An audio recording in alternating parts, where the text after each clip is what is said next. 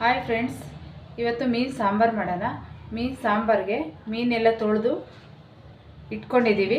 ಈಗ ಮಸಾಲೆ ರೆಡಿ ಮಾಡ್ಕೋಬೇಕು. ಮಸಾಲೆಗೆ ಸ್ವಲ್ಪ ಕಾಯಿ, ಹಸೆಕಾಯಿ,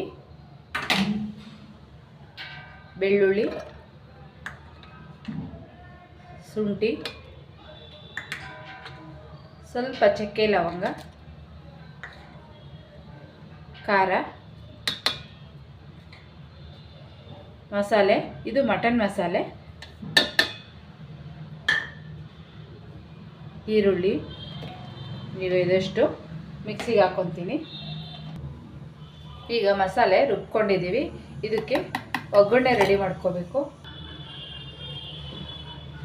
ಈಗ ಒಗ್ಗರಣೆಗೆ ಆಯಿಲ್ ಹಾಕ್ಕೊತಾ ಇದ್ದೀನಿ.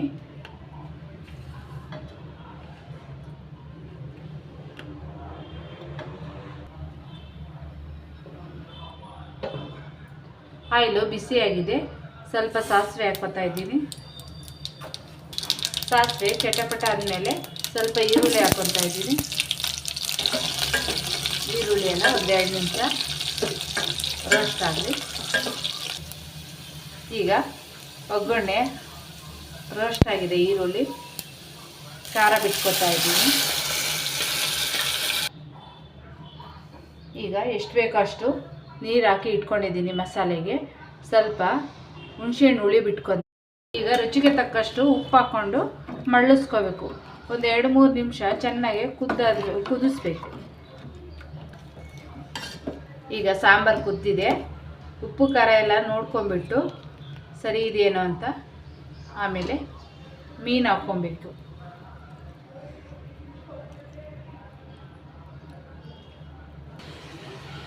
ಈಗ ಒಂದು 2 ನಿಮಿಷ ಕುದಿಸ್ಕೋಬೇಕು. ಅದು ಒಂದೇ ಅರ್ಧದಲ್ಲಿ ಕುದಿಸ್ಕೋಬೇಕು, ಇಲ್ಲಾಂದರೆ ಎಲ್ಲ ಮೀನೆಲ್ಲ ಪಚ್ಚಿ ಆಗೋಗುತ್ತೆ. ನೋಡ್ಕೊಂಬಿಟ್ಟು ಒಂದೇ ಅರ್ಧದಲ್ಲಿ ಸ್ಟವ್ ಆಫ್ ಮಾಡ್ಕೋಬೇಕು. ಜಾಸ್ತಿ ಕುದಿಸೋಕೆ ಹೋಗಬಾರ್ದು. ಫ್ರೆಂಡ್ಸ್, ರುಚಿಕರವಾದ ಮೀನು ಸಾಂಬಾರು ರೆಡಿಯಾಗಿದೆ. ಸಬ್ಸ್ಕ್ರೈಬ್ ಮಾಡಿ, ಶೇರ್ ಮಾಡಿ, ಲೈಕ್ ಮಾಡಿ ಫ್ರೆಂಡ್ಸ್.